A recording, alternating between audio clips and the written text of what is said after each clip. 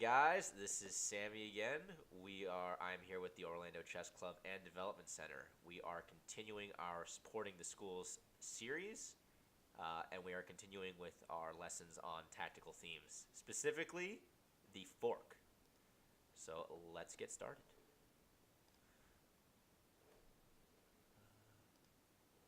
All right, so here we have our knight optimally placed on f5.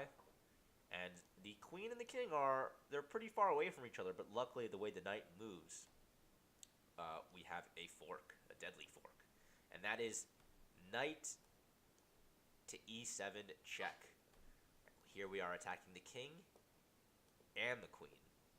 And the way forks work is that black will have to deal with it somehow, and he will lose a piece, specifically the queen, because black will have to move his king, and then you just take the queen right after, and it's an easy game to win. This is a little bit more of a stylish fork, but we'll just go over it quickly. So here, if white were to take the rook now, he would attack the queen, but black could unfortunately just take it back. So you actually want, so it would be preferable if the king were on h8, so you could win the rook for free and fork and win the queen. So we have a beautiful move, queen to h8 check. Knight takes rook, and knight takes queen.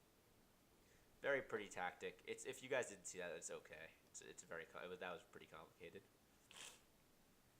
So knights are not the only pieces that are able to do forks.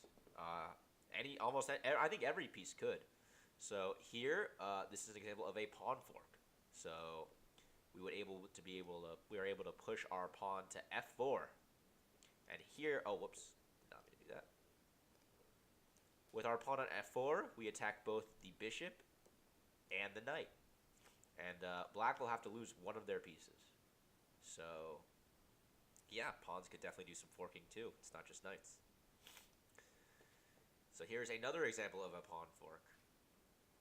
We could push our pawn to d5. And we can win a piece after this. There we go. And yeah, like I said, every piece could do a fork, and rooks are included. Here, black's pieces are on the same rank, the same row. And normally when that's the case, rooks could do some forking as well. So here, since the bishop and the king are on the 6th rank, we should put our rook on the 6th rank as well. Rook to d6, taking advantage of a fork. And there we go.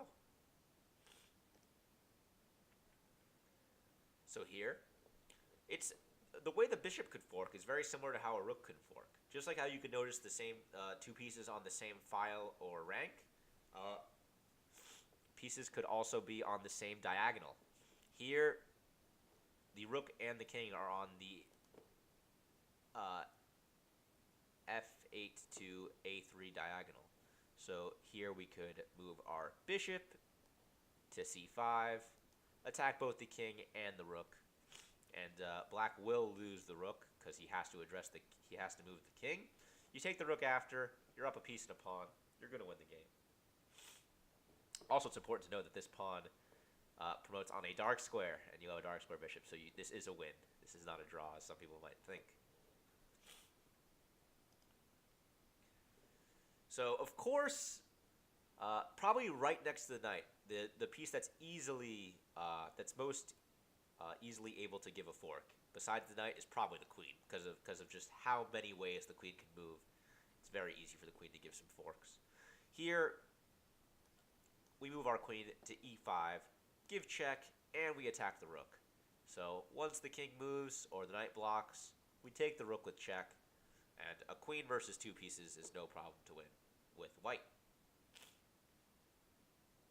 And yeah, this was the final fork.